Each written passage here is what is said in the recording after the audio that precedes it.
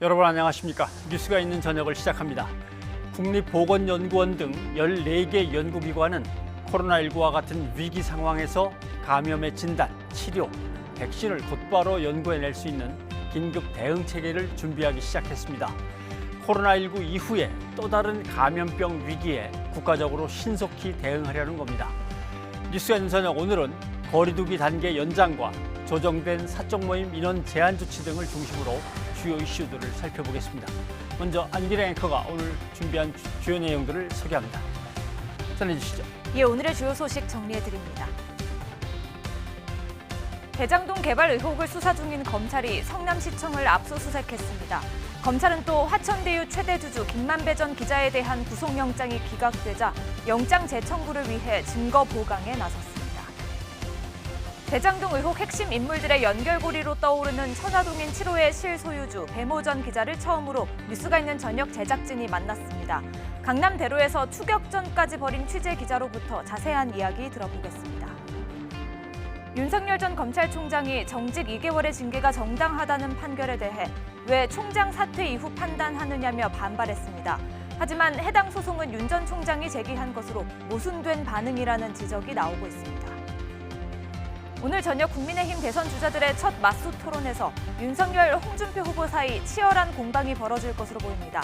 민주당 이재명 대선 후보는 당 의원총회에 참석해 국정감사 이후 이낙연 전 대표를 만나 대책을 논의하기로 했다고 밝혔습니다. 첫 소식입니다. 정부가 다음 달 초로 예정된 단계적 일상 회복, 이른바 위드 코로나로의 전환에 앞서서 마지막 거리두기 조정안을 발표했습니다. 현행 거리두기 단계를 2주 더 연장하면서도 백신 접종 완료자에 대한 혜택을 확대합니다. 최명신 기자가 보도합니다. 다음 달 초로 예정된 위드 코로나 전환에 앞서 현행 사회적 거리두기 단계가 2주 더 연장됩니다. 이에 따라 이달 말까지 수도권은 4단계, 비수도권은 3단계 방역 조치가 계속 적용됩니다. 다만 백신 접종률이 높아짐에 따라 접종 완료자에 대한 인센티브가 확대됩니다. 먼저 접종을 마친 사람이 4명 있으면 사적 모임 인원이 수도권에서는 최대 8명까지, 비수도권은 최대 10명까지 허용됩니다. 내주부터는 4단계 지역에서는 저녁 6시 전후의 구분 없이 접종 완료자 4명을 포함해서 최대 8명까지 모임이 가능합니다. 다중이용시설 영업시간도 완화됩니다. 수도권 지역의 식당이나 카페 영업시간은 밤 10시까지로 계속 제한되지만 독서실이나 스터디 카페, 영화관 등은 자정까지 운영시간이 늘어납니다. 비수도권 지역의 경우엔 식당이나 카페 영업시간이 자정까지 확대됩니다. 하지만 유흥시설의 경우 현행대로 집합금지 조치가 계속 유지됩니다. 정부는 이번 거리두기 조정안이 다음 달 초 새로운 방역체계로 가기 위한 징검다리 역할을 할 것이라고 설명했습니다. 정부는 이번이 마지막 사회적 거리두기의 조정기간이 될 수 있도록 방역과 의료 대응, 예방접종에 최선을 다하는 한편 일상의 전환에도 만전을 기하겠습니다. 정부는 2주간 더 연장되는 마지막 거리두기 효과와 백신 접종 완료율 등을 종합적으로 고려해 위드 코로나로 전환할지 결정할 계획입니다. YTN 최명신입니다. 백신 접종을 완료한 사람들은 가을 스포츠 관람이 가능해집니다. 거리두기 4단계 지역에서도 실내 스포츠는 20%, 실외에는 30% 관람이 허용됩니다. 또 결혼식의 경우 식사와 관계없이 최대 250명까지 참석할 수 있습니다. 이동우 기자입니다. 4단계 지역에서 스포츠 관람은 무관중이 원칙입니다. 하지만 다음 주부터는 백신 접종 완료자에 한해 실내는 수용 인원의 20%, 실외는 30%까지 입장이 허용됩니다. 4단계 수도권 지역에서는 미접종자들은 종전하고 동일하게 야구나 축구 등 스포츠 경기 관람이 불가능합니다. 접종 완료자에 한해서 우선 스포츠 관람을 허용하게 됩니다. 접종 완료자라도 경기장 내에서 음식을 먹거나 침방울이 발생할 위험이 큰 응원이나 함성은 금지됩니다. 전국 장애인 체전, 고교 야구 대회 등 4단계에서 개최가 불가능했던 대규모 스포츠 대회도 접종 완료자 등으로 최소 인원이 참여하면 경기를 할 수 있습니다. 결혼식의 인원 제한도 접종 완료자를 중심으로 일부 완화했습니다.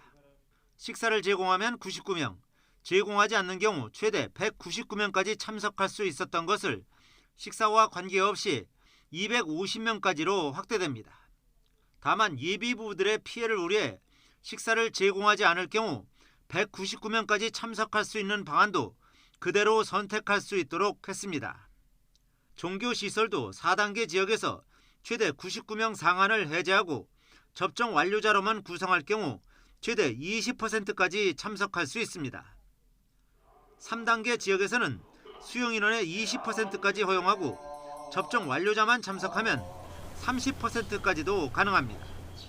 종교시설의 각종 소그룹과 식사 모임 금지 등은 그대로 유지됩니다. 이외 현장에서 개선 건의가 많은 숙박시설, 체육시설의 방역 수칙도 일부 완화했습니다. 여름 휴가철을 대비하여 발동되었던 숙박시설의 객실 운영 제한을 해제합니다. 3단계 비수도권 지역의 실내, 실외 체육시설의 샤워실 운영 제한을 이번에는 해제하도록 하였습니다. 하지만 4단계 지역 실내외 체육시설의 샤워실 운영 제한은 그대로 유지됩니다. YTN 이동호입니다. 수도권의 식당, 카페 운영은 밤 10시까지, 유흥시설의 집합금지는 계속 유지됩니다. 완화 요구가 많았지만 이번 조정안에서는 빠졌는데요. 그 이유가 무엇인지 이형원 기자가 취재했습니다. 비수도권 식당과 카페는 다음 주부터 자정까지 영업할 수 있지만 수도권은 밤 10시 영업 제한이 유지됩니다. 최근 확산세를 주도하고 있는 수도권 환자 발생 상황을 반영한 겁니다. 저는 지금 수도권 지역이 오늘도 80%가 넘게 환자가 발생이 됐습니다.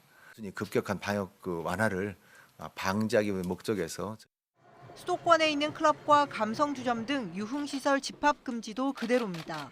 상대적으로 감염 위험이 크다는 점이 고려됐습니다.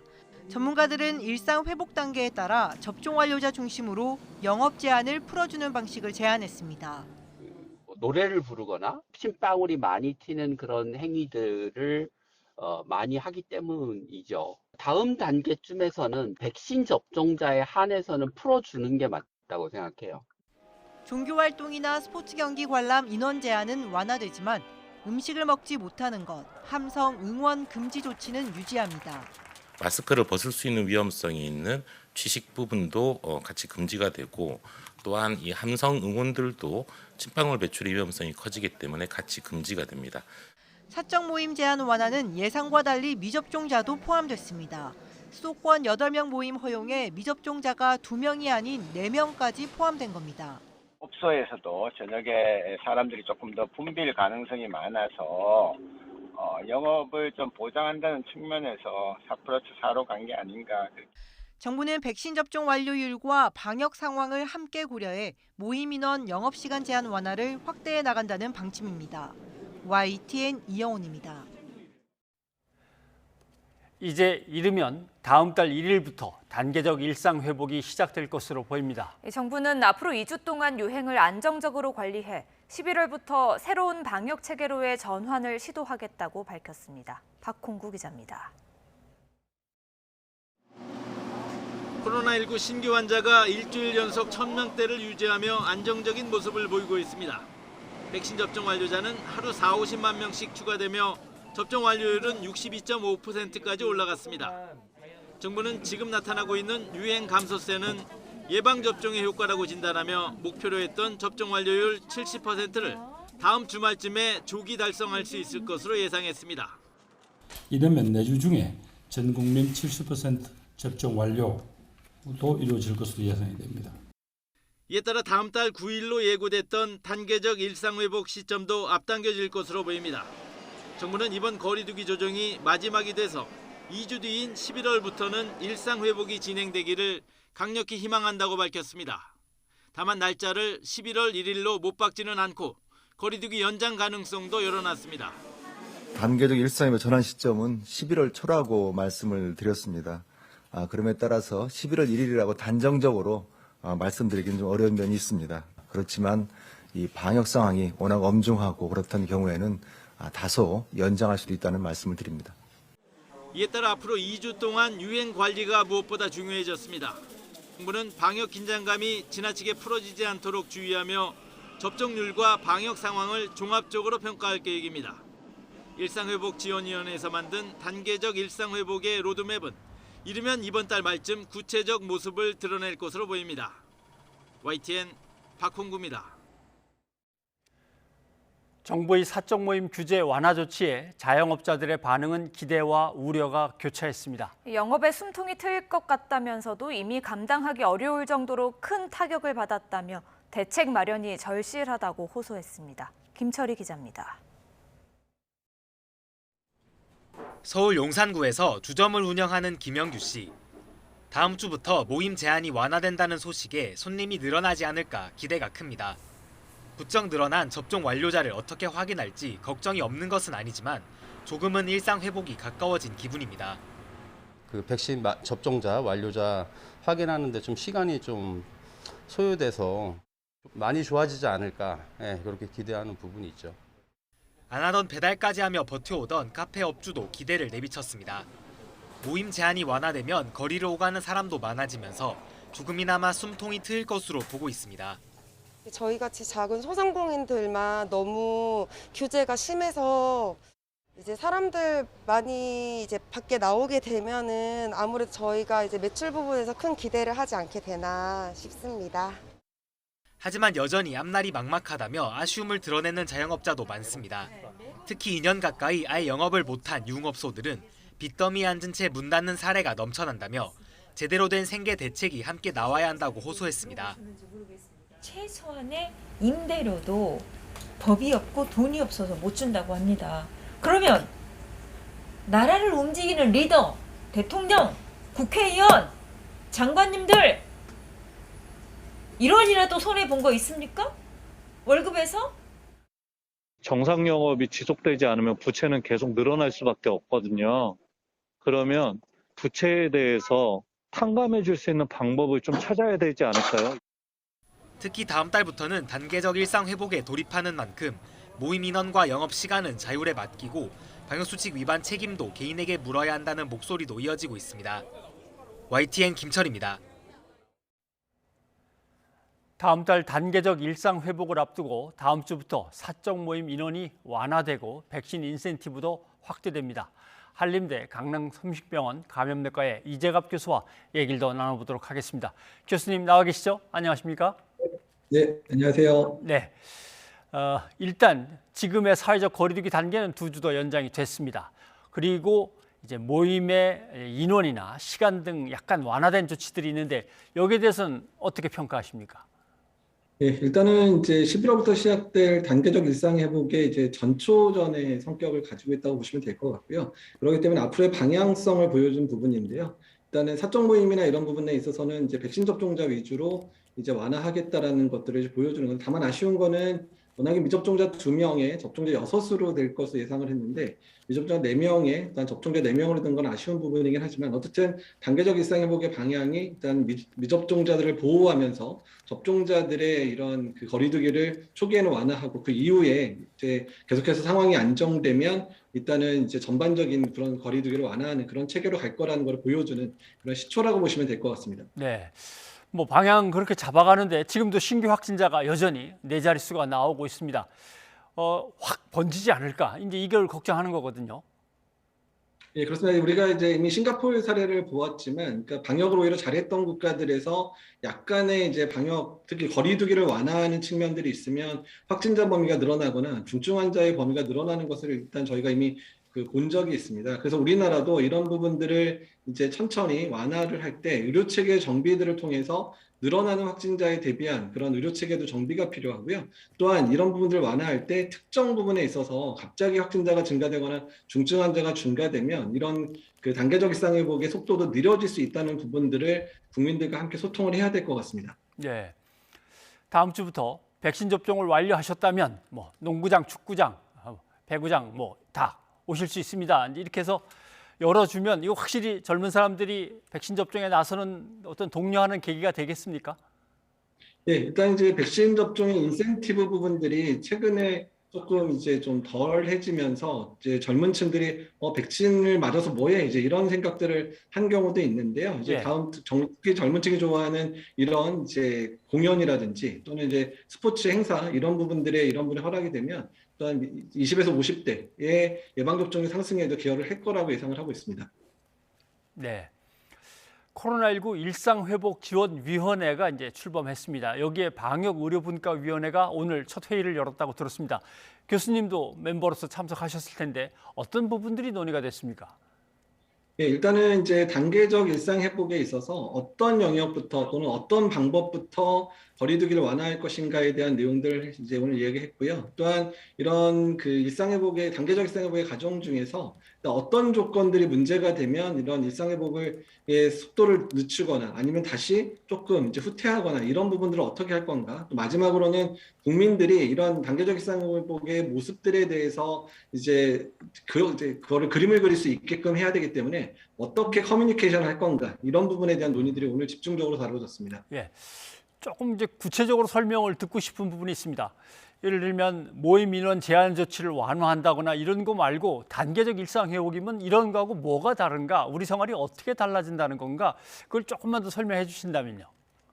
예, 일단은 지금 특히 자영업을 하시거나 소상공인들 같은 경우에 영업 시간 제한에 대한 이제 불만이 상당히 많으시고 또 그런 부분들이 있는데 예방접종이 충분히 오르면서 일단 이런 곳에서도 안전하게 영업이 가능하다면 일단은 이제 그 영업 시간을 이제 늘리는 그런 방향으로 결정이 될 것 같고요. 예. 특히 실외 활동 같은 경우는 조금 더 폭넓게 인정을 해서 이제 실외 모임들이라든지 이런 부분도 좀 늘릴 가능성, 그다음에 이제 집회라든지 또는 모임, 학술 행사 이런 부분들도 예방접종자 중심으로 열게 되면 숫자 제한을 대폭 완화하는 그런 전략으로 나가게 될 것 같습니다. 그래서 그런 부분들에 대해서 그 속도를 어떻게 할 건가, 또는 그 부분들을 어떻게 적용할 건가에 대한 구체적인 모습들에 대해서는 계속해서 정부와 전문가 사이에서 논의가 이루어지고 있습니다.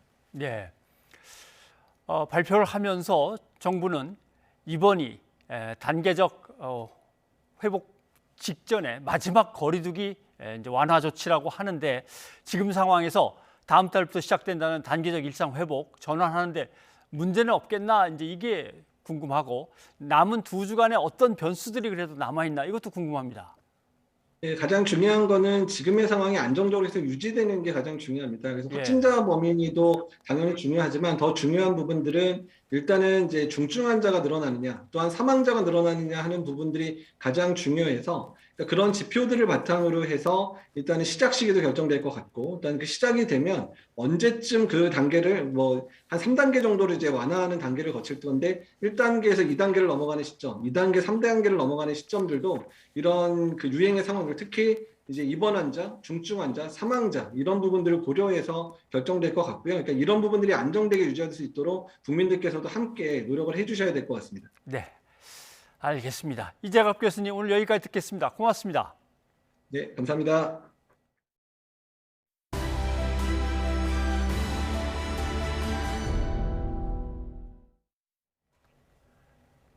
대장동 개발 의혹을 수사하는 검찰이 성남시청을 압수수색했습니다. 사업의 승인과 인허가 과정에 문제가 없었는지 수사에 나선 것인데요.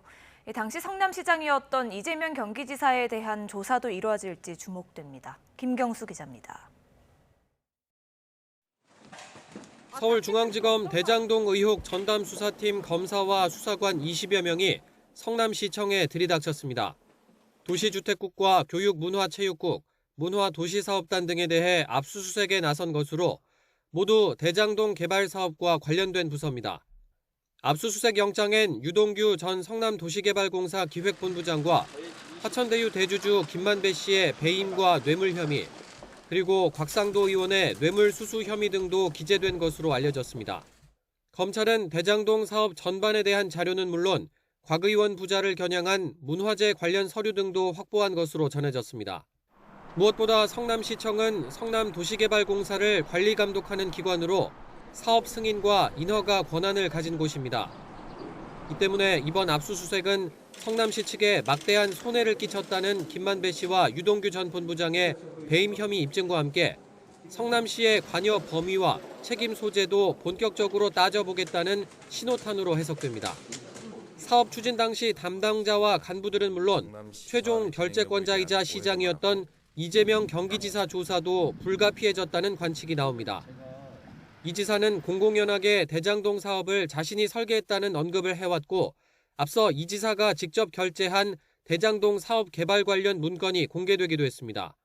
전담 수사팀을 지휘하는 이정수 서울중앙지검장도 조사 가능성을 배제하지 않았습니다.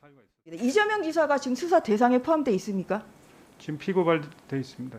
수사 대상이죠. 수사 대상이면 수사 범죄는 다 들어가 있습니다. 그러면 우선 검찰은 성남시청에서 확보한 당시 결재 서류와 직원들이 주고받은 이메일 등 압수물을 분석하면서 실무자급 직원들부터 소환해 조사할 방침입니다. 이와 함께 검찰은 유동규 전 본부장의 지인 주거지를 압수수색해 유 전 본부장의 옛 휴대전화도 확보했습니다. 압수수색 당시 창문 밖으로 던져 뒤늦게 경찰이 확보한 것과는 별개의 것으로 사업 추진 당시 로비 등을 입증할 단서가 남아있을 수 있어 분석 결과가 주목됩니다. YTN 김경수입니다. 검찰이 성남시청을 압수수색했지만 뒷북 논란이 일고 있습니다. 특히 화천대유 최대 주주 김만배 전 기자에 대한 구속영장이 기각되면서 부실 수사 지적이 커지고 있는데요.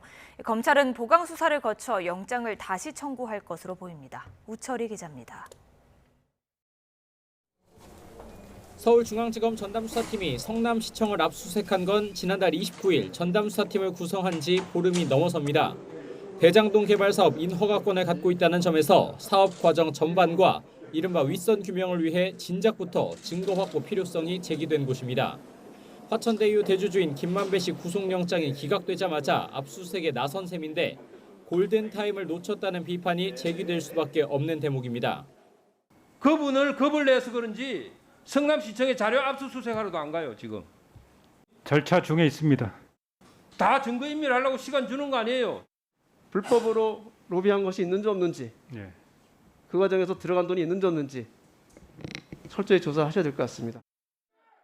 화천대유 대주주 김만배 씨의 구속영장 기각을 놓고도 검찰의 부실 수사와 성급한 영장 청구라는 지적이 나오고 있습니다. 한마디만 말씀해 주세요. 검찰은 김 씨 측엔 추가 소환을 예고하고는 문재인 대통령의 신속 철저한 수사 지시가 나온 지 불과 3시간여 만에 전격적으로 구속영장을 청구했습니다. 영장 심사에서도 별다른 추가 증거는 제시하지 못한 채 정영학 회계사가 제출한 녹취록만 내세우다가 녹취를 틀지도 못하고 제지당한 것으로 전해졌습니다. 게다가 김 씨가 유동규 전 성남도시개발공사 기획본부장에게 건넸다는 뇌물 5억 원 또한 애초 수표 4억 원이 포함된 것으로 알려졌는데 영장 심사에선 전액 현금이라고 주장했습니다. 1,100억 원대로 알려진 배임 액수 또한 산정 근거가 불분명하고 영장에 곽상도 의원 아들 퇴직금 50억 원을 뇌물로 적시했지만 정작 받았다는 사람은 조사조차 하지 않았습니다. 서울중앙지검 전담수사팀은 영장 기각 사유를 면밀히 검토해 향후 재청구 여부를 결정할 예정이라고 밝혔습니다. 이래저래 체면을 구긴 검찰은 김만배 씨의 혐의를 입증하기 위한 추가적인 증거와 진술 확보에 한동안 주력하면서 김 씨를 재소환한 뒤 다시 구속영장을 청구할 전망입니다. YTN 우철입니다. 검찰이 유동규 전 본부장의 옛 휴대전화를 확보하기 전에 경찰도 휴대전화의 소재를 파악해 검찰에 압수수색 영장을 신청했던 것으로 확인했습니다. 하지만 검찰이 먼저 휴대전화를 가져가자 경찰 내부에서는 가로채기 당했다는 불만이 제기되는 등 신경전도 커지고 있습니다. 김대겸 기자입니다. 유동규 전 성남도시개발공사 기획본부장의 옛 휴대전화는 대장동 의혹의 실마리를 풀 수 있는 핵심 열쇠로 꼽힙니다. 유 전 본부장이 대장동 개발 사업 초기부터 사용했던 것으로 알려져 핵심 관계자들과 특혜를 공모한 정황 등이 담겼을 가능성이 크기 때문입니다. 경찰도 유 전 본부장의 최근 휴대전화를 먼저 확보한 뒤 옛 휴대전화의 행방을 찾는 데 주력해왔습니다.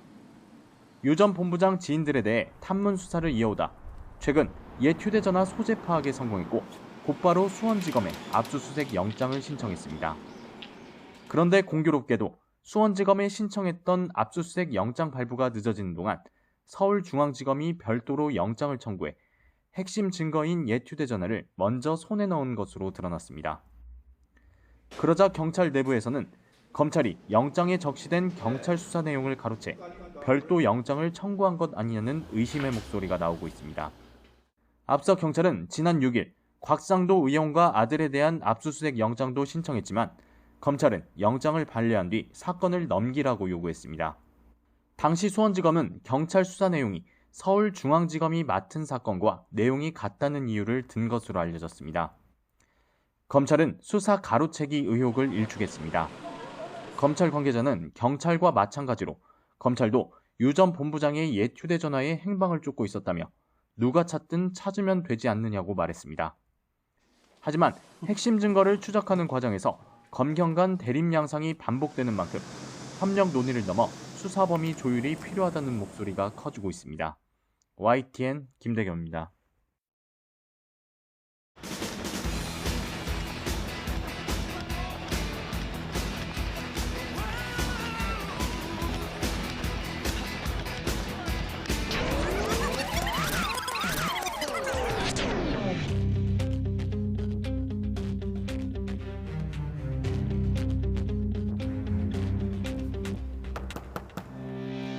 계십니까?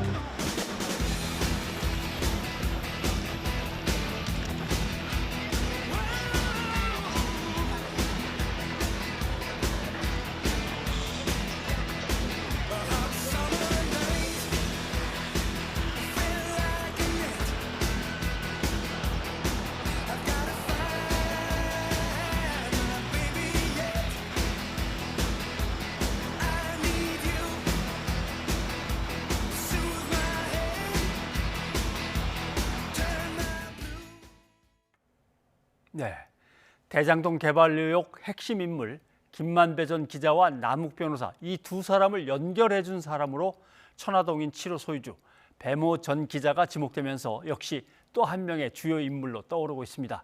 뉴이처 제작진이 어렵게 배 씨를 마주쳤는데 보신 것처럼 취재를 거부하고 달아났습니다. 취재한 양시장 기자와 자세한 얘기를 더 나눠보겠습니다. 어서 오십시오. 네, 안녕하세요. 자, 고생했습니다. 우선 영상에서 본 그 상황을 좀 설명을 좀 더 해주시죠. 네, 오늘 오후 1시쯤이었습니다. 추격전이 벌어진 곳은 서울 서초구 강남역 인근, 정확하게는 우성 아파트 사거리 쪽입니다. 예. 애초 법인 그 등기부 등본에 나온 천화동인 7호 사무실로 찾아갔는데요. 사무실에는 아무도 없었습니다. 그런데 사무실을 나온 뒤 길에서 이 천화동인 소유주, 7호 소유주 배 전 기자를 마주쳤습니다. 예. 배 전 기자는 저와 눈빛이 마주치자 이 뉴이처 취재팀을 의식한 듯 마스크를 높게 올리고 빠른 걸음으로 이 시야를 벗어나려고 했는데요. 제가 쫓아가서 배 전 기자가 맞는지 확인하자 제 손을 뿌리치고 그때부터 도망치기 시작했습니다. 예. 저도 곧바로 뒤쫓았는데요. 이 화면에서 보신 것처럼 왕복 12차로인 강남대로를 무단으로 가로질러서 필사적으로 달아났고요. 저도 강남대로 절반까지는 따라갔지만 안전 문제 등을 고려해서 더 뒤쫓지는 않았습니다. 나중에 제가 지도로 확인을 해보니까 배 전 기자가 도망친 거리만 한 400m가 넘었습니다. 제가 뒤에서 잠시만요를 외치면서 이제 따라갔지만 소용이 없었고요. 예. 배 전 기자도 다급했던지 이 손에 들고 있던 커피가 길에다 쏟아질 정도로 전력 질주해서 결국 시야에서 사라졌습니다.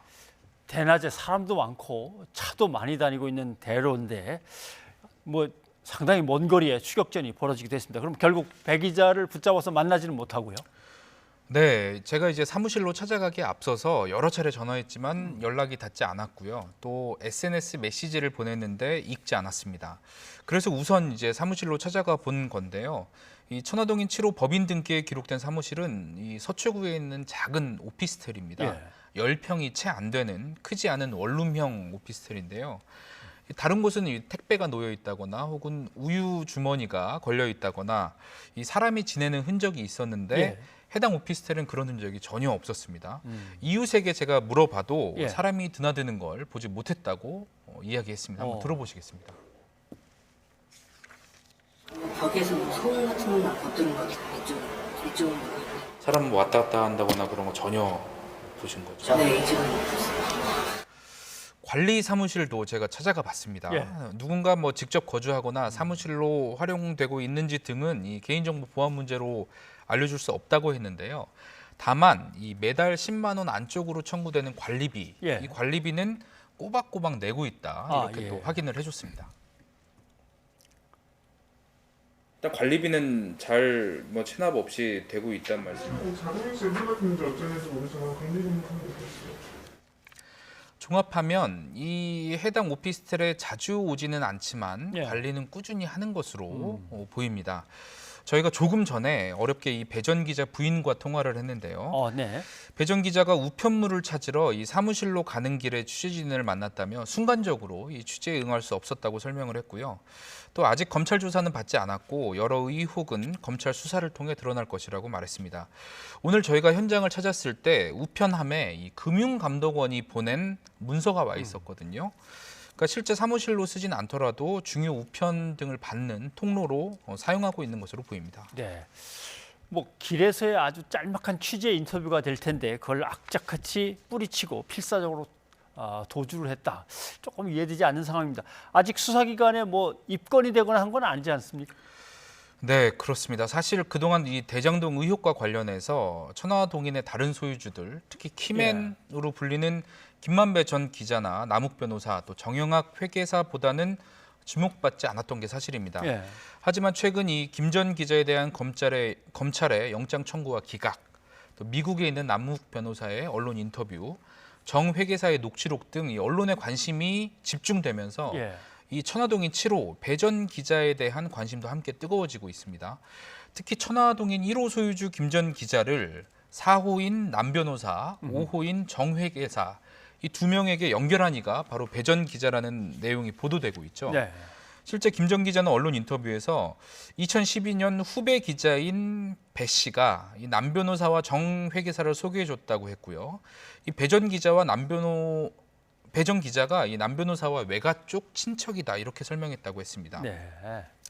그러면서 배 기자 등 후배들이 우리 이름으로 하면 안 되니 앞장서 달라고 부탁해서 여기까지 왔는데 후회가 많다고도 덧붙였습니다. 이 때문에 이 배 전 기자가 대장동 사업 설계에도 깊이 관여한 것 아니냐는 의혹이 나오고 있습니다. 어젯밤 김 전 기자 구속영장 청구가 기각되면서 일단 검찰 수사도 제동이 걸린 모습이죠. 김 전 기자보다 앞서서 이 대장동 민영 개발을 주도했던 남 변호사나 정 회계사는 물론 이 배 전 기자까지 천화동인 실소유주 전원에 대한 본격 조사가 불가피한 것 아니냐는 전망이 나오고 있습니다. 예. 방송사에서 이 법조팀장을 2차례 한 배 전 기자는 2019년 1월 다니던 직장에서 나와 김 전 기자가 있던 매체로 옮겨갔고요. 또 거기서도 지난달까지 법조팀장을 지내다 퇴사했습니다. 퇴사를 했고, 예.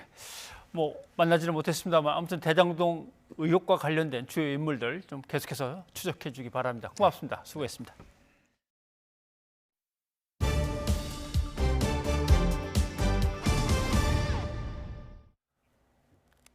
더불어민주당 이재명 대선 후보가 오늘 국회를 방문해 의원단과 상견례를 가졌습니다. 이 후보는 원팀 정신이 민주당의 전통이라며 당내 화합을 거듭 강조했고 이낙연 전 대표와도 격려의 통화를 나눴다고 밝혔습니다. 김태민 기자가 보도합니다. 더불어민주당 이재명 대선 후보가 당 소속 국회의원들의 환영을 받으며 의원총회장을 찾았습니다. 이 후보는 막판까지 치열했던 경선 과정을 의식한 듯 첫 일성에서 당내 화합을 강조했습니다. 우리 민주당은 원팀의 전통을 가지고 있습니다. 과거에도 그랬고 또 앞으로도 그럴 것이고 우리 모두가 작은 차이를 넘어서서 또 경쟁 기간에 작은 갈등들을 다 넘어서서 그러면서 전날 이낙연 전 대표와 나눈 통화 내용을 공개하며 원팀 분위기를 띄우는 데 주력했습니다. 당을 위해서 우리가 뭘 할지 말씀들을 또 들었고 또 격려 말씀도 들었고 또 국정감사가 지나면 저희가 한번 또 만남을 갖고 앞으로 어떻게 할 것인지를 의논하자는 말씀을 해주셨습니다. 또 회의가 끝난 뒤에는 모든 의원들과 일일이 악수를 나누며 눈을 맞추기도 했습니다. 이에 앞서 이 전 대표 지지자들을 향해 일배와 다를 바 없다고 비판하며 이심송심 논란에 더욱 불을 지폈던 송영길 대표도 자신의 발언을 공식 사과했습니다. 제가 일부 극단적인 행태를 지적하는 과정에서 부적절한 비유와 표현이 있었습니다. 심려를 끼쳐드린 점, 또 상처를 받으신 분들에게 깊은 사과의 말씀을 드립니다. 이처럼 대선 후보와 당 지도부가 나란히 화합을 강조하며 입을 모은 건 내년 대선까지 헤쳐가야 할 난관이 적지 않기 때문입니다. 당장 다음 주 이 후보가 출석하는 국정감사에서 야당과 치를 대장동 일전 등을 준비하려면 내부 단합이 우선이라는 판단입니다. 하지만 원팀 민주당에 키를 쥐고 있는 이낙연 전 대표는 자맹을 이어가며 아직 뚜렷한 답을 내놓지 않고 있는 상황. 민주당이 추구하는 용광로 선대위를 상징하는 결정적 장면은 이낙연 전 대표의 선대위원장 수락이 될 것으로 보입니다. 이에 따라 경선 과정에서 마음의 상처를 언급했던 이낙연 전 대표와 지지자들을 어떻게 달래느냐가 원팀 구성의 최대 관건이 될 전망입니다. YTN 김태민입니다. 화천대유 대주주 김만배 전 기자의 구속영장이 기각되자 윤석열 전 검찰총장은 이런 부실 수사는 처음 본다며 검찰이 이재명 캠프의 서초 지부냐고 거칠게 비난했습니다. 민주당의 이재명 후보는 오히려 윤석열 총장 시절 검찰이 범죄 집단 그 자체였다며 윤 전 총장이야말로 사과하고 정치활동을 중단하라고 맞받았습니다. 부장원 기자입니다. 대장동 개발 의혹의 핵심 인물인 김만배 씨 구속영장 기각에 야권은 집중 포화를 쏟아냈습니다. 이처럼 검찰과 법원이 이재명 후보 구하기의 최선봉에 나선 이상 대장동 이재명 게이트의 증거는 일사천리로 인멸될 것이고, 김 씨가 풀려나자마자 성남시청 압수수색이 이뤄진 것을 두고도 김호수 검찰총장이 성남시 고문 변호사를 지냈기 때문 아니냐는 의심을 나타냈습니다. 이게 진짜 오비일학인지 김만배 씨 구속영장 기각되자마자 성남시청 그렇게 야당이 노래 부르던 성남시청에 이제 들어간 게 정상적인 사고로는 해석이 되지 않습니다. 대선 주자인 윤석열 전 검찰총장은 검찰이 이재명 캠프 서초동 지부라는 말까지 듣게 생겼다며 철저히 수사하라고 경고했고, 홍준표 의원은 법조 카르텔의 힘도 컸다며 특검을 요구했습니다. 유승민 전 의원과 원희룡 전 제주지사는 김호수 총장의 업무 배제와 사퇴까지 촉구했습니다. 민주당은 야권의 파상 공세를 자신들의 비리를 덮으려는 억지라고 일축하면서 윤석열 전 총장의 징계가 정당했다는 판결을 집중 부각했습니다. 검찰을 사유해서 불법을 저지르고 국기문란을 저지른 것에 대한 당연한 판결입니다. 이런 사람이 야당의 대통령 후보를 하겠다고 하니 참담하기 그지없습니다. 민주당 의원총회를 찾은 이재명 후보도 오히려 윤석열 검찰이야말로 헌법하게 범죄 집단이었다면서 자신의 들보는 보지 않고 남의 눈에 티만 침소봉대하는 건 이중잣대라고 비판했습니다. 아니 그 제대로 된 선생님한테 배우셔야지. 그 왕자 쓰시고 무슨 이상한 이름 가지신 그런 분들한테 가서 국정을 배우시면 나라 큰일 납니다. 이재명과 윤석열 두 유력 주자에 대한 검찰과 법원의 판단이 나오기 시작하면서 여야의 대리전도 다시 시작됐습니다. 대선 전국이 깊어질수록 사법 판단에 대한 정치권의 공방도 잦아질 텐데 사법을 정쟁으로 끌어들인다는 비판도 나옵니다. YTN 부장원입니다. 윤석열 전 검찰총장에 대한 정직 2개월의 징계가 적법하다는 판결이 나왔죠. 법원은 윤 전 총장의 재판부 사찰 문건 작성과 채널A 사건 수사 방해 의혹 등이 인정된다고 판단했는데요. 그러면서 면직 이상의 징계도 가능하다며 사유에 비하면 정직 2개월은 오히려 가벼운 것이라고 지적하기도 했습니다. 이에 대해 윤 전 총장 측은 법원이 왜 이제와 판단하느냐고 반발했습니다. 받아들이기가 어려운 판결이라고 생각을 합니다. 일단은 총장직의 사퇴이기 때문에 재판 결과가 사실 아무런 실효적 영향을 미치지는 않는 내용임에도 불구하고 이 판결의 내용들이 다분히 정치적인 모습들이 많다 이렇게 저희는 판단을 하고 있습니다. 하지만 윤 전 총장 측이 소송을 취하했다면 판결도 나오지 않았을 것이라는 지적도 제기됐습니다. 사실 윤 총장 입장에서는 제 생각에는 이 변호인들 입장에서는 이 소송에 대해서 패소할 것이라는 걸 전혀 예상을 못한 것 같습니다. 왜냐하면 절차적으로는 소를 취하했다면 만약 소를 안 했다면 아예 법원에 판결이 없었을 것이거든요. 지난해 11월 당시 추미애 법무부 장관은 윤석열 검찰총장의 중대 비위를 확인했다며 징계를 청구했죠.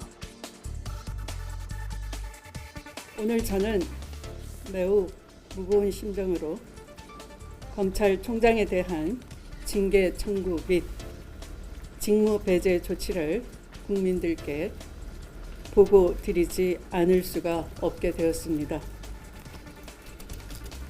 그동안 법무부는 검찰총장에 대한 여러 비위 혐의에 대해 직접 감찰을 진행하였고 그 결과 검찰총장의 심각하고 중대한 비위 혐의를 다수 확인하였습니다. 이후 법무부가 윤 전 총장에게 정직 2개월의 징계를 의결하자 윤 전 총장은 반발하며 집행정지 신청과 함께 징계 취소 소송을 제기했습니다. 당시 일부 언론들은 이른바 추윤 갈등으로 이름을 짓고 내심 윤 전 총장에 대한 징계가 부당하다는 식의 기사를 쏟아냈는데요. 윤 전 총장이 제기한 집행정지 신청이 받아들여지자 법의 심판이라는 제목의 기사까지 등장하기도 했습니다. 보수 언론이 추윤 갈등이라고 해서 뭐 엄청난 기사량을 쏟아내잖아요. 거의 1년 내내. 그러니까 그런 여론 속에서 임시로 하는 판단이 제대로 된 판결이겠느냐 하는 거죠. 그동안 윤 전 총장에 대한 지지 의사를 밝혀왔던 서민 단국대 교수. 이번 판결과 관련해 윤 전 총장에게 실망했다며 추 전 장관에게 사과했습니다. 이후 지지자 사이에서 비판의 목소리가 나오자 윤 전 총장 지지는 변함이 없다며 진화에 나서기도 했는데요. 윤 전 총장 측이 항소장을 제출한 가운데 이번 판결이 고발사주 의혹 수사에도 영향을 줄 것이라는 관측까지 나오면서 논란은 계속될 것으로 보입니다. 뉴스가 있는 저녁 안일원입니다. 더불어민주당은 이재명 대선 후보가 선출된 이후에 경선 갈등을 어떻게 봉합할지가 관심입니다. 또 국민의힘에선 윤석열 전 총장의 당 해체 발언 후폭풍이 아직 사그러들지 않고 있습니다. 전국 상황 김성환 시사평론가와 살펴보도록 하겠습니다. 어서 오십시오. 네, 안녕하세요. 자, 이재명 지사 민주당 의원들을 만나서 원팀을 강조하고 90도로 인사도 다 나누고 했습니다. 이낙연 전 대표하고 이렇게 통화를 했다 공개도 했는데 그 내용을 한번 좀 들어보시죠. 네. 사실 저는 안 봐주실 거라고 생각했는데 또 잠깐 있다가 저한테 콜백을 해주셔서 저희가 우리 당을 위해서 우리가 뭘 할지 말씀들을 또 들었고 또 격려 말씀도 들었고 이낙연 후보님의 그 품격과 그 품넓음에 진심으로 감동했습니다. 네. 뭐 격려 말씀은 당연히 있었겠고 그건 필요 없고 우리가 당을 위해서 뭘 할지 말씀들을 들었고 무슨 얘기를 나눴을까요? 일단 이낙연 전 대표 입장에서는 지지자들이 상처받은 것에 대해서 가장 신경 쓰는 분위기예요. 그러니까 경선 과정에서 지지자들의 상처가 있었고 뭐 송영길 대표의 어떤 일배 비유 발언도 역시 마찬가지지만 그 지지자의 마음을 어떻게 돌릴 것인가 이게 대단히 중요하다는 거라고 하는 거죠. 그러니까 이 전 대표는 지금 지지자들의 움직임이나 이런 것에 굉장히 영향을 받을 수밖에 없는 입장이라고 볼 수밖에 없습니다. 그런 면에서 지지자들한테 어떻게 이재명 지사가 대하느냐 이 부분에 대한 얘기를 좀 했을 것 같아요. 그러니까 그게 진정으로 돼야 당이 화합하는 거고 원팀이 된다 이렇게 아마 얘기했을 가능성이 굉장히 높고요. 뭐 이 지사의 입장에서는 당연히 승자의 입장이잖아요. 그러니까 오히려 더 고개를 숙이고 더 이 전 대표에게 다가가는 모습을 보여야 할 필요가 있기 때문에 그런 면에서 많이 도와달라 이런 얘기를 했을 것 같습니다. 그런데 아무튼 이낙연 전 대표가 해단식에서 한 말로 보면은 마음의 상처가 꽤 있고 이것저것 생각이 상당히 좀 복잡한 것 같습니다. 그 얘기도 한번 좀 들어보죠. 동지들에게 상처 주지 마셔야 합니다. 일시적으로 경쟁할 수 있지만 그러나 다시 우리는 하나의 강물이 되어야 합니다.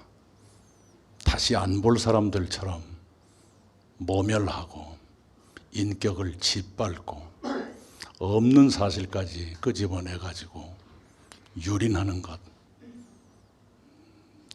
그건 인간으로서 잔인한 일일 뿐만 아니라 정치할 자격이 없는 짓입니다. 상처, 모멸 잔인, 정치할 자격이 없는 상당히 단어를 보면은 상당히 격한 단어들입니다.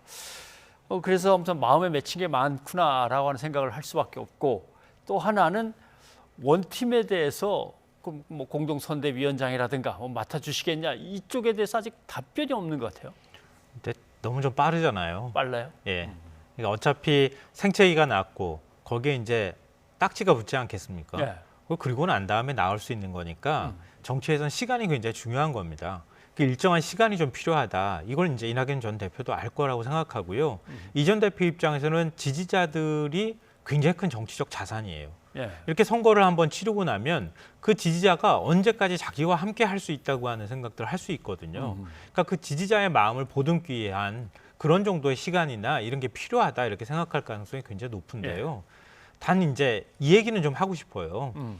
과거 이제 농구계 원로가 선수 시절을 회고하면서 한 말을 보면서 제가 굉장히 인상 깊었는데요. 선수 시절 굉장히 오랫동안 선수 생활을 했는데 내 머릿속에 기억나는 거는 내가 맞은 기억밖에 안 나더라. 그 얘기를 하는 거예요.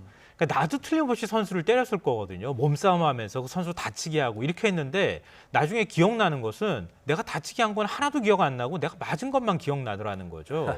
그러니까 선거 과정도 역시 저는 마찬가지일 거라고 봐요. 그러니까 패자, 진 입장에서 바라볼 때는 내가 상처받은 걸 제일 먼저 생각할 수밖에 없을 거라는 겁니다. 그러니까 이 전 대표가 그 부분에 대한 생각도 좀 해줄 필요가 있다고 보고요. 그러니까 그게 어느 정도 응어리가 풀릴 때쯤 되면 자연스럽게 당에 결합하고 또 당에 기여하는 방향으로 좀 갈 거라고 봅니다. 그러니까 그 사이에 이재명 지사도 굉장히 품너르게 계속 손을 내미는 구애하는 모습들을 보여야 할 필요가 있다고 보입니다. 오늘 조금 좀 얘기가 길어졌지만 제가 좀 궁금했어요. 뭐 소셜 네트워크나 이런 데 여론들이 어떻게 움직이는지. 소셜 네트워크 빅데이터를 분석하는 서비스 사이트에 들어가가지고 확인해 봤더니 이낙연 대표의 승복선언이나 이런 게 이재명 지사의 긍정 비율과 부정 비율에 굉장히 영향을 많이 미치고 있어요, 지금. 실제로. 그러니까 이낙연 전 대표의 태도가 이재명 지사에 대한 호감도를 높이거나 아니면 이 지사의 지지율에 영향을 미치고 있다고 볼 수 있거든요. 이런 면에서 이 지사는 더 적극적으로 계속 품어 안으려고 한 번으로 안 되는 거니까 두 번, 세 번, 네 번 앞으로 계속 그런 모습들을 보여줄 필요가 있다고 보입니다.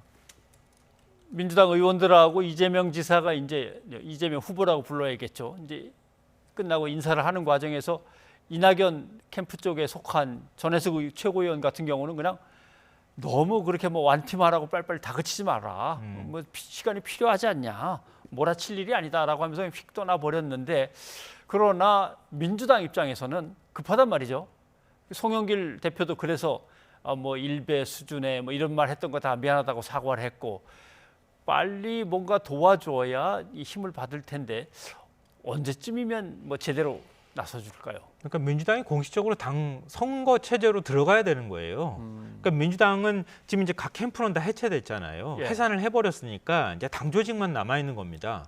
그러니까 선거 경험을 많이 갖고 있는 당 조직이 지금 살아 있는 거고요. 그 당 조직이 중심이 돼서 선거 조직을 꾸리게 될 거고 거기에 각 캠프 인사들이 이제 다 같이 결합하는 방식이 될 겁니다. 그러니까 경쟁 주자들에서 활동했다고 해가지고 당 선대위에 안 들어간다고 하는 그런 게 아니거든요. 그러니까 그 캠프에 있었던 인사들이 계속 이렇게 결합하는 방식으로 아마 하게 될 거라고 봐요. 그러니까 그렇게 당 조직이 선대위 체제로 완전히 출범할 그 무렵쯤 돼야 그래야 원팀이 된다고 하는 얘기가 나올 수 있을 거라고 보여요. 그러니까 그거를 완전히 꾸리기에는 조금 시간이 필요하다고밖에 볼 수가 없습니다. 자, 그건 시간에 맡긴다고 치고 넘어야 될 고비는 이제 대장동입니다. 대장동을 가지고 이재명 후보는 국정감사장으로 이제 가서 야당 의원들의 포화를 이제 견디면서 뭔가 해명을 해야 되는데, 뭐 야당은 단단히 준비하고 있겠죠. 국민의힘은.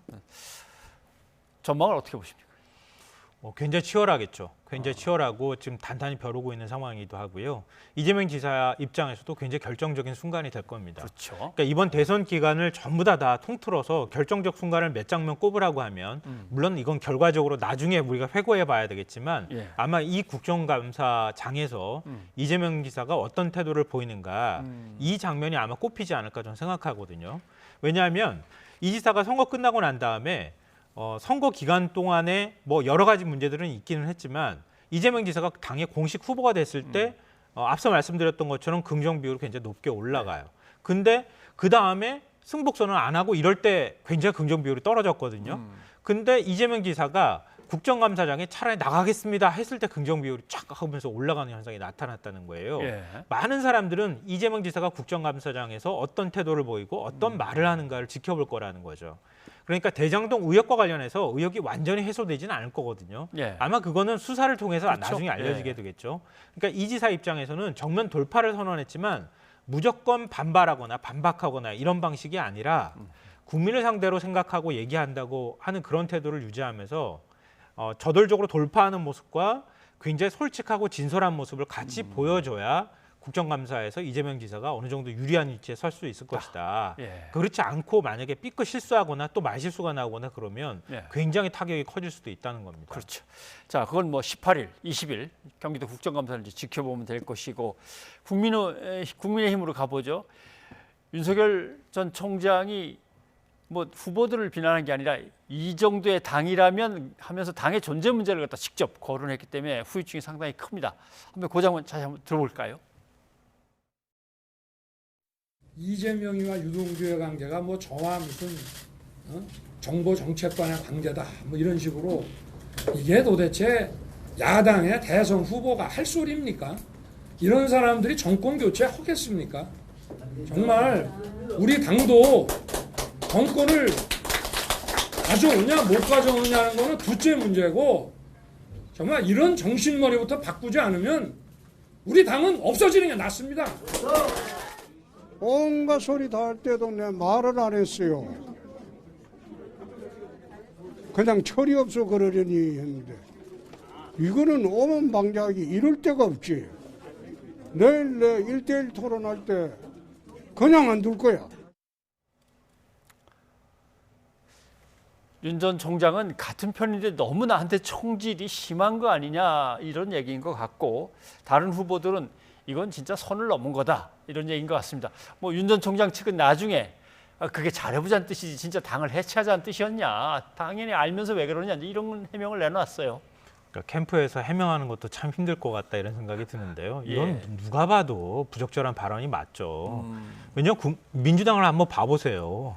민주당에서 엄청나게 많은 네거티브다 뭐다 하면서 공방들이 있었지만 예. 그래도 당을 건들지는 않는 거예요. 당원들을 지금 이제 이낙연 전 대표 얘기하지만 나에 대한 공격은 괜찮지만 내 지지자는 건드리지 마라. 그 지지자 마음 풀어줘라 이렇게 얘기를 하는데 윤 전 총장은 너무 무모하게 지금 얘기를 하고 있는 거예요. 지난번에 위장당원 발언 나왔을 때도 굉장히 크게 반발했잖아요. 근데 다른 후보가 자기를 공격한다고 해서 정신머리 얘기하면서 이런 당 없어져야 한다. 뭐 이렇게 얘기를 하는 것은 이건 당원을 모독하는 것이자 당 체계 자체를 내 맘대로 할 수 있다고 하는 생각일 수밖에 없다. 그런 면에서 다른 후보들이 지금 뭐 단단히 벼르고 있는 상황이라고 볼 수 있을 것 같아요. 네. 아무튼 다른 후보들은 뭐 반발하면서 이제 국민의힘으로서는 이거 최대 하이라이트 중에 하나인데 맞짱 토론이라는 게 있단 말입니다. 이 마스 토론에서 한번 좀 보라 얼마 어떻게 되는지 하면서 벼르고 있는데 이제 막 시작됐겠죠. 그러니까 8시 10분부터 공식적으로 시작이 되고요. 한 40분 동안 토론하는 것으로 알고 있는데요. 그러니까 1부, 2부로 나눠서 윤석열 그리고 홍준표 이렇게 한 팀이 또 마스 토론을 하고요. 그다음에 원희룡, 유승민 이렇게 마스 토론하는 이런 형태인데 오늘이 하이라이트가 될 수밖에 없는 거죠. 왜냐하면 1등과 2등 후보가 지금 같이 마스 토론하는 건 이거 한 번밖에 없는 거예요.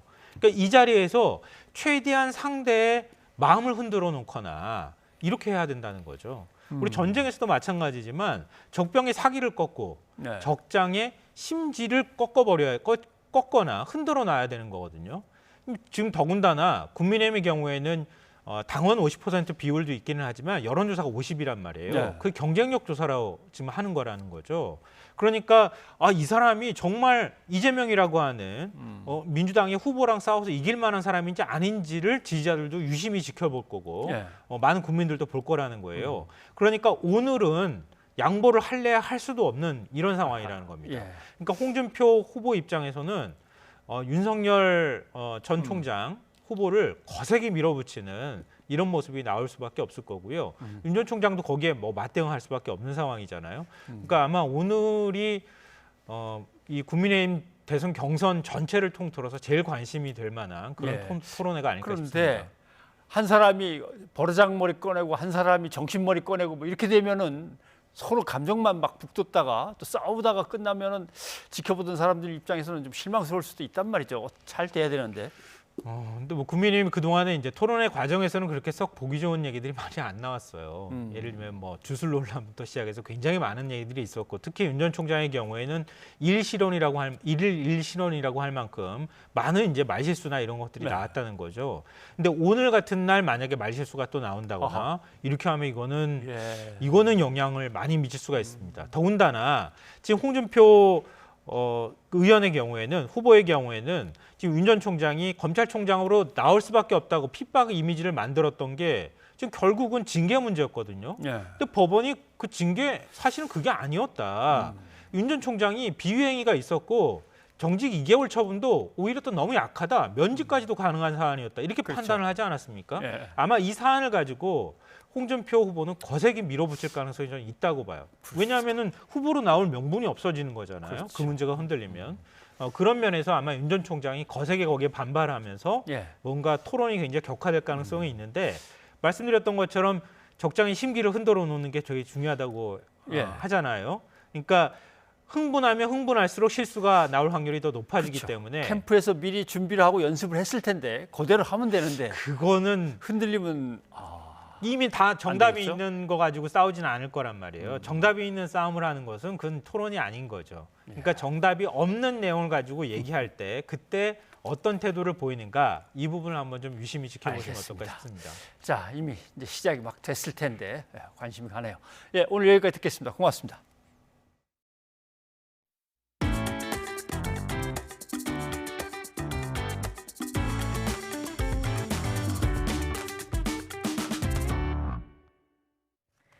밤사이 가을비가 지난 뒤 주말 오후부터 기온이 크게 떨어지겠습니다. 특히 일요일에는 곳곳에서 첫 영하권 추위가 찾아올 것으로 보입니다. 정혜윤 기자입니다. 추위를 부르는 가을비는 수도권을 제외한 전국 대부분 지방으로 내리겠습니다. 비는 주말 오전까지 내린 뒤 그치겠지만 오후부터는 때이른 추위가 본격화할 전망입니다. 북서쪽 상공에서 영하 25도 안팎의 찬 공기가 남하할 것으로 예상되기 때문인데, 일요일에는 내륙과 산간 곳곳에서 올가을 첫 영하권을 기록하겠습니다. 기압골이 빠져나간 이후에 지금 시베리아, 즉 바이카르 부근에 중심을 두고 있는 매우 찬 공기가 한반도 쪽에 들어오면서 한파가 나타날 것으로 보여집니다. 특히 전날보다 10도 이상 기온이 떨어지는 서울 등 내륙 대부분 지방에는 올가을 첫 한파특보가 내려질 것으로 보입니다. 10월 중순에 한파특보가 내려지는 건 2004년 한파특보 제도가 10월로 확대한 이후 17년 만에 가장 빠른 기록입니다. 특히 서울은 일요일 아침 기온이 1도까지 떨어지면서 10월 중순 기준 1957년 10월 19일 이후 64년 만에 가장 추운 아침을 맞을 전망입니다. 이 같은 이례적 10월 추위는 다음 주 후반까지 일주일 정도 길게 이어질 가능성이 큽니다. 이번 추위는 월요일 아침까지 절정을 보인 후 다소 누그러들겠습니다. 하지만 주 중반 또다시 2차 한기가 남하하면서 다음 주말까지 일주일 정도 때이른 추위가 지속될 것으로 보입니다. 기상청은 이른 영하권 추위에 농작물 냉해 피해 가능성이 매우 높다며 사전 대비를 철저히 해달라고 당부했습니다. 또 급격한 기온 변화로 호흡기 질환과 면역력 저하 등 건강관리에 적신호가 켜질 수 있어 각별한 주의가 필요합니다. YTN 정혜윤입니다. 김학의 전 법무부 차관의 출국 금지에 관여한 혐의로 기소된 이광철 전 청와대 민정비서관이 처음으로 법정에 나왔습니다. 이 전 비서관은 자신의 혐의를 부인하면서 검찰의 수사와 기소는 자아 분열이라고 비판했습니다. 나혜인 기자입니다. 이광철 전 민정비서관이 김학의 전 차관의 불법 출국 금지 의혹이 불거진 지 9달 만에 처음으로 취재진 앞에 섰습니다. 피고인이 반드시 나와야 하는 정식 재판에 출석하고자 법원을 찾은 겁니다. 이 사건 수사와 기소가 얼마나 부당하고 나아가서 또 얼마나 불이한 것이었는지를 법원이 납득하실 수 있게끔 최선의 노력을 다하겠습니다. 이 전 비서관은 재작년 3월 김 전 차관의 기습적인 출국 정황이 포착되자 당시 대검 진상조사단 소속이던 이규원 검사와 법무부 사이를 조율하며 불법 출국 금지를 공모한 혐의로 기소됐습니다. 당시 과거사 진상조사단이 김 전 차관의 별장 성접대 사건을 다시 들여다보고 있었지만 강제 수사권이 없어 출국금지 권한은 없었다는 게 검찰 판단입니다. 법정에선 이 전 비서관은 직접 변론에 나서 40분 남짓 검찰을 강하게 비난했습니다. 과거 2차례 김 전 차관을 무혐의 처분한 검찰이 진상조사단 권고로 특별수사단을 꾸려 구속 기소까지 해놓고 정작 해외로 도망가려 할 땐 피의자가 아니었다고 한다며 자아 분열이라고 비판했습니다. 또 당시 긴박한 순간에도 이규원 검사는 자신에게 대검의 승인이 있어야 한다고 말했다며 봉욱 당시 차장검사 등 검찰 수뇌부에 개입 증거가 많은데도 검찰이 법무부와 청와대만 목표로 수사했다고 주장했습니다. 이에 검찰은 수사팀을 해체한 게 누구냐며 대검 지휘부 수사를 뭉갰다는 주장은 말도 안 되는 얘기라고 반발했습니다. 당시 법무부 출입국 본부장이었던 차규근 법무연수원 연구위원 역시 혐의를 부인하며 검찰이 재수사를 앞둔 중범죄 혐의자를 무고한 민간인인 것처럼 주장한다고 성토했습니다. 건되기 전에 중요 참고인, 피내사자, 내사번호 등으로 긴급 출국 금지가 이루어졌던 사례들이 10여 건 있고요. 재판부는 다음 달 5일 당시 법무부 출입국 심사과장을 증인으로 부를 예정인데 검찰은 실무자에 이어 당시 지휘 계통에 있었다고 지목된 조국 전 민정수석 등 고위 관계자들의 증인 신청도 예고했습니다. 또 관련 수사를 방해한 혐의로 기소된 이성윤 서울고검장의 첫 재판도 오는 20일 열릴 예정이어서 김 전 차관 출국 금지를 둘러싼 법정 공방이 본격화하고 있습니다. YTN 나인입니다. 무면허 음주운전으로 경찰 조사를 받던 20대 남성이 폭력 혐의로 수배가 내려진 사실이 드러나자 검찰 호송 도중 도주했습니다. 수갑도 찬 채 사라졌는데요. 경찰이 뒤를 쫓고 있습니다. 신준명 기자의 단독 보도입니다. 한 남성이 무단 횡단을 하더니 마주오던 택시를 황급히 잡아탑니다. 폭력 혐의로 지난해 기소됐지만 재판에 출석하지 않아 수배가 내려진 26살 남성 A씨가 도주하는 모습입니다. A씨는 지난 9월 4일 무면허 음주운전을 하다 적발된 뒤 한 달여 만에 피의자 신분으로 경찰에 소환됐습니다. 그런데 경찰 조사 과정에서 A씨가 검찰의 수배 대상이란 사실이 확인됐고 수원지검 안산지청 소속 호송팀원 2명이 경찰서로 와 A씨를 인계받았습니다. 그런데 경찰서 정문 안내실에서 출입증을 반납하는 사이 A씨는 자신을 붙잡고 있던 호송팀원을 밀치고 도망쳤습니다. 수갑을 찬 채 달아난 남성은 경찰서 맞은편에 세워져 있던 지인의 차를 타고 도주했습니다.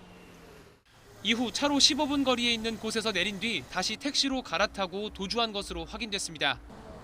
경찰은 A씨를 차에 태워 달아난 지인 2명을 참고인 신분으로 불러 도주 경로를 확인하고 CCTV를 분석하는 등 A씨의 뒤를 쫓고 있습니다. 경찰 관계자는 A씨가 검거되는 대로 지인 2명을 공범으로 입건할지 검토할 예정이라고 덧붙였습니다. 수원지검 안산지청은 앞으로 호송 등에 관한 지침을 철저히 준수해 이 같은 일이 재발하지 않도록 하겠다고 밝혔습니다. YTN 신준명입니다.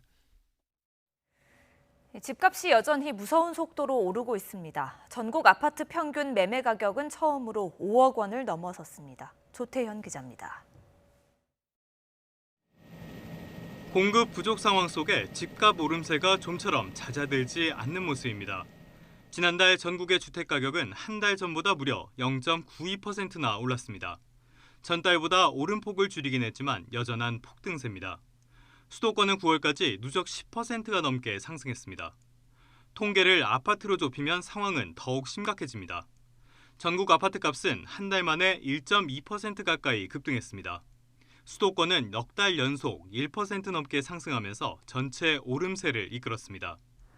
이에 따라 전국 아파트 평균값은 문재인 정부 출범 전인 지난 2017년 4월 2억 8,400만 원에서 지난달엔 사상 처음으로 5억 원의 벽마저 허물었습니다.